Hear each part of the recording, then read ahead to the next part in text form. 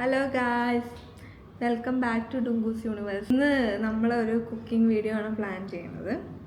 എന്താ കുക്ക് ചെയ്യാൻ പോകണമെന്ന് വെച്ചാൽ എൻ്റെ ഫസ്റ്റ് ക്രേവിംഗ് ആണ്. ഫസ്റ്റ് ക്രേവിംഗ് എന്നൊക്കെ പറയുമ്പോൾ നിങ്ങൾ ഭൂലോകം എന്തോ സംഭവമാണെന്നൊന്നും വിചാരിക്കണ്ട. അതൊരു ചെറിയൊരു സംഭവമാണ്.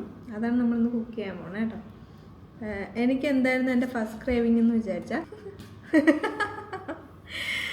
എൻ്റെ ഫസ്റ്റ് ക്രേവിംഗ് വന്നിട്ട് ഇതായിരുന്നു. ഇത് കൊണ്ടുണ്ടാക്കുന്നൊരു സാധനം. അതായത് ഞങ്ങളവിടെ ഉത്സവം ഉണ്ടാവാറുണ്ട് പൊതുവെ. ഒരു ഏപ്രിൽ മാസങ്ങളിലെല്ലാം ഉത്സവം ഉണ്ടാവാറ്. ആ ഉത്സവത്തിൻ്റെ ഒരു വീഡിയോ ഞാൻ മുമ്പ് എൻ്റെ യൂട്യൂബ് ചാനലിൽ പോസ്റ്റ് ചെയ്തിട്ടുണ്ട്. അത് കണ്ടു കഴിഞ്ഞാൽ നിങ്ങൾക്ക് അറിയാൻ പറ്റും. അപ്പോൾ ഉത്സവത്തിന് നമുക്കൊരു അന്നദാനം ഉണ്ടാവും അവിടെ. ആ അന്നദാനത്തിൽ ഒരു 2 ദിവസം പഴക്കമുള്ള ഒരു അച്ചാർ, ഒരു മാങ്ങ അച്ചാർ ഉണ്ടാക്കും. അത് ആ സമയത്ത് കഴിക്കുമ്പോൾ ഭയങ്കര ടേസ്റ്റ് ആയിരുന്നു. ആ സാധനമായിരുന്നു എനിക്ക് ഫസ്റ്റ് ഞാൻ പ്രഗ്നൻ്റ് ആണെന്ന് അറിഞ്ഞ സമയത്തുണ്ടായിരുന്ന ക്രേവിങ്. അത് കഴിക്കണമെന്ന് ഭയങ്കരമായിട്ട് ആഗ്രഹം ഉണ്ടായിരുന്നു. ആ സമയത്ത് മാങ്ങ പോയിട്ട് മാങ്ങേൻ്റെ പൂ പോലും ഉണ്ടാവാൻ തുടങ്ങിയിട്ടുണ്ടായിരുന്നില്ല. അതുകൊണ്ട് എനിക്കത് കഴിക്കാനേ പറ്റിയില്ല. പക്ഷെ ഇപ്പം നമുക്ക് മാങ്ങ കിട്ടാനുണ്ട്. സോ അത് വെച്ചിട്ട് ഞങ്ങളുടെ അച്ചാറാണ് ഉണ്ടാക്കാൻ വേണ്ടി പ്ലാൻ ചെയ്യണം. ഓക്കെ, അപ്പോൾ വീഡിയോ കണ്ടാലോ. അതിന് ഇങ്ങനത്തെ മാങ്ങ തന്നെ വേണം കേട്ടോ. ഇത് എന്ത് മാങ്ങയാണ്? നമ്മുടെ നാട്ടിൽ കിട്ടുന്ന മാങ്ങ. നിങ്ങൾ ഇതിനെന്താ പറയുക? പച്ച മാങ്ങ എന്നല്ല, ഇതിൻ്റെ പേരുണ്ട്, എന്തോ ഒരു പേരുണ്ട്. പേരെനിക്ക് അറിഞ്ഞൂടാ. ഞാനിവിടെ ഒരു 4 മാങ്ങ എടുത്തിട്ടുണ്ട്. ഈ 4 മാങ്ങ കൊണ്ട് നമ്മൾ ആ അച്ചാർ ഉണ്ടാക്കാൻ പോവാം. ഓക്കെ,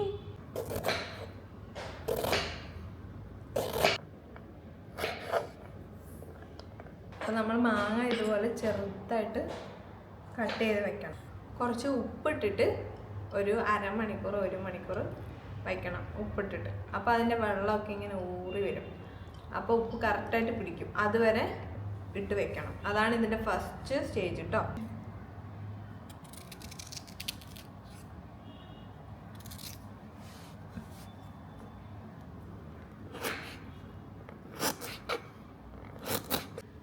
നമ്മളിപ്പോൾ മാങ്ങ ചെത്തി, അതായത് മുറിച്ചെടുത്തിട്ടുണ്ട് വൃത്തിയായിട്ട് ചെറിയ കഷ്ണങ്ങളായിട്ട്. ഇനി നമ്മൾ എന്താ ചെയ്യേണ്ടതെന്ന് വെച്ചാൽ ആ മാങ്ങയിൽ ഉപ്പിട്ടിട്ട് ഒരു അരമണിക്കൂർ 1/4 മണിക്കൂർ വെക്കണം. മാങ്ങ ഞാനിവിടെ കണ്ടോ ചെറിയ ചെറിയ പീസസായിട്ട് മുറിച്ച് വെച്ചിട്ടുണ്ട് കേട്ടോ. അപ്പം ഇതിലേക്ക് നമ്മൾ ആവശ്യത്തിനുള്ള ഉപ്പിടാൻ പോവാണ്. ഉപ്പ്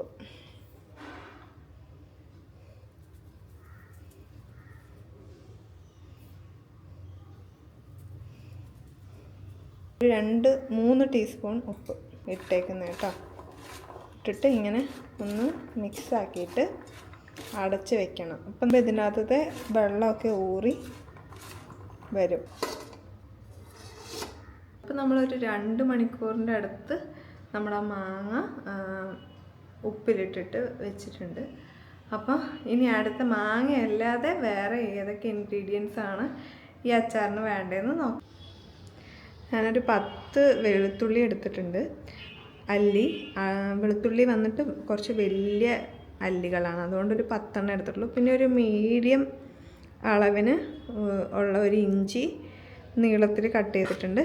പിന്നെ ഒരു 3 പച്ചമുളകും കുറച്ച് കറിവേപ്പിലയും എടുത്തിട്ടുണ്ട് കേട്ടോ. ഇതല്ലാതെ വേണ്ട ഇൻഗ്രീഡിയൻസ്. അച്ചാർ ഉണ്ടാക്കാനായിട്ട് ആദ്യം നമ്മൾ ചെയ്യേണ്ടത്, നമ്മൾ ഏത് പാത്രത്തിലാണ് ഉണ്ടാക്കാൻ ഉദ്ദേശിക്കുന്നത് ആ പാത്രം അടുപ്പിൽ വയ്ക്കുക. പരമാവധി അലുമിനിയം പാത്രം ഒഴിവാക്കുന്നതാണ് നല്ലത്. 2 വലിയ ടേബിൾ സ്പൂൺ വെളിച്ചെണ്ണ ഞാൻ എടുത്തിട്ടുള്ളത്. വെളിച്ചെണ്ണ ചൂടായി വരുമ്പോൾ ചെറിയ സ്പൂൺ ഉലുവ ഇട്ട് കൊടുക്കുക. ഉലുവ ചൂടാകുമ്പോൾ 2 സ്പൂൺ കടുകാണ് ഇതിൻ്റെ മെയിൻ ഹൈലൈറ്റ് കേട്ടോ. കടുക് കൂടുന്നതിനനുസരിച്ച് ടേസ്റ്റും കൂടുവേ. അപ്പോൾ അത് പൊട്ടി വരുമ്പോൾ നമ്മൾ നേരത്തെ മുറിച്ച് വെച്ചിരിക്കുന്ന ഇൻഗ്രീഡിയൻസൊക്കെ അതിനകത്ത് ചേർത്തിട്ട് നന്നായിട്ട് ഇളക്കണം. അത് നന്നായിട്ട് അതിൻ്റെ പച്ചമണമൊക്കെ മാറിയിട്ട് ഒരു ബ്രൗൺ കളറാവുന്ന വരെ ഇളക്കണം. പിന്നെ അതിനകത്തേക്ക് നമുക്ക് ഒരു ചെറിയ ടീസ്പൂൺ കായംപൊടി ഇട്ട് കൊടുക്കുക. എന്നിട്ട് പിന്നെയും നന്നായിട്ട് ഇളക്കണം. അപ്പോൾ ഈ തീ വന്നിട്ട് നമുക്ക് സിമ്മിലേക്ക് മാറ്റി വയ്ക്കാം. എന്താണെന്ന് വെച്ചാൽ നമ്മളിനി പൊടികൾ വറക്കാൻ പോവാണ്. അപ്പോൾ അത് കരിഞ്ഞു പോകാതിരിക്കാൻ വേണ്ടിയിട്ട്. അപ്പോൾ 2 സ്പൂൺ നല്ല എരിവുള്ള മുളക് പൊടി, 2 വലിയ സ്പൂൺ കാശ്മീരി ചില്ലി പൗഡർ, പിന്നെ ഒരു 3 സ്പൂണിൻ്റെ അടുത്ത് അച്ചാർ പൗഡറും കൂടിയാണ് ഞാൻ ഇട്ട് കൊടുക്കുന്നത്. വളരെ കുറച്ച് മാത്രം തീ വെച്ചിട്ട് അത് നന്നായിട്ട് വഴറ്റണം. പിന്നെ പച്ചമണം മാറിയിട്ട് എല്ലാം കൂടി ഒരു ബ്രൗൺ കളറാകുന്ന വരെ വഴറ്റണം നമ്മൾ കേട്ടോ. നന്നായിട്ട് വഴറ്റുമ്പോൾ ഇങ്ങനെ ഉണ്ടാവും. അത് കഴിഞ്ഞ് നമ്മൾ കുറച്ച് വിനാഗിറാണ് ഒഴിച്ചു കൊടുക്കേണ്ടത്. 2 വലിയ ടേബിൾ സ്പൂൺ വിനാഗിർ ഞാൻ ഇതിനകത്തേക്ക് ഒഴിച്ചു കൊടുക്കുന്നുണ്ട്. അച്ചാർ കുറച്ച് കാലത്തേക്കെങ്കിലും കേടാവാതിരിക്കാൻ നല്ല പുളി കിട്ടാനൊക്കെയാണ് ഇത് ഉപയോഗിക്കുന്നത് കേട്ടോ. വിനാഗിർ ഒഴിച്ചതിന് ശേഷം ഇത് കുറച്ച് തിളയ്ക്കണം. അതിന് ശേഷം മാത്രം നമുക്ക് മാങ്ങ ഇടാൻ വേണ്ടി പറ്റുള്ളൂ. മെയിനായിട്ട് ശ്രദ്ധിക്കേണ്ട ഒരു കാര്യം എന്ന് വെച്ചാൽ വിനാഗിർ തിളച്ച് കഴിഞ്ഞാൽ നമ്മൾ തീ ഓഫാക്കണം. തീ ഓഫാക്കിയതിന് ശേഷം മാത്രം, നമ്മളൊരിക്കലും മാങ്ങ വേവിക്കുന്നില്ല ഈ ഒരു അച്ചാറിൽ കേട്ടോ. തീ ഓഫാക്കിയതിന് ശേഷം നമ്മൾ മുറിച്ച് വെച്ച മാങ്ങ അച്ചാറിലേക്ക് ഇട്ട് കൊടുക്കുകയാണ്. എന്നിട്ടത് നന്നായിട്ട് ഇളക്കണം. ആദ്യം വെളുത്തുള്ളിയും പച്ചമുളകൊക്കെ നമ്മൾ വഴറ്റിയ സമയത്ത് നമുക്ക് കുറച്ച് ഉപ്പ് കൂടി ഇട്ട് കൊടുക്കാം. ഓൾറെഡി മാങ്ങയിൽ ഉപ്പ് നമ്മൾ ഒരുപാട് ഇട്ടത് കൊണ്ട് നന്നായിട്ട് നോക്കിയിട്ട് നമുക്ക് ആവശ്യത്തിന് മാത്രമേ ഉപ്പിടേണ്ട ആ കാര്യമുള്ളൂ കേട്ടോ. ഞാൻ അങ്ങനെയാണ് ചെയ്തത്. ഞാൻ പിന്നീട് കുറച്ചും കൂടി ഉപ്പിട്ട് കൊടുക്കുകയാണ് ചെയ്തത്. ഇപ്പം നമ്മൾ അടിപൊളി സൂപ്പർ ടേസ്റ്റി ആയിട്ടുള്ള അച്ചാർ റെഡി ആയിട്ടുണ്ട്. നോക്കൂ, കണ്ടപ്പോൾ തന്നെ എൻ്റെ കൺട്രോൾ പോയിട്ട് കുറച്ച് എടുത്ത് വായിലിട്ടു കേട്ടോ. സൂപ്പർ. നമ്മളിപ്പം അച്ചാർ റെഡി ആയിട്ടുണ്ട്.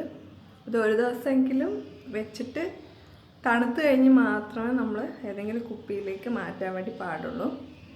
ഇനി ഈ അച്ചാർ കുറേ കാലം നിൽക്കണം എന്ന് നിങ്ങൾക്ക് ആഗ്രഹം ഉണ്ടെങ്കിൽ നല്ലെണ്ണ ഉപയോഗിക്കുന്നതായിരിക്കും നല്ലത്. ഞാൻ വെളിച്ചെണ്ണയാണ് ഇവിടെ ഉപയോഗിച്ചിട്ടുള്ളത്.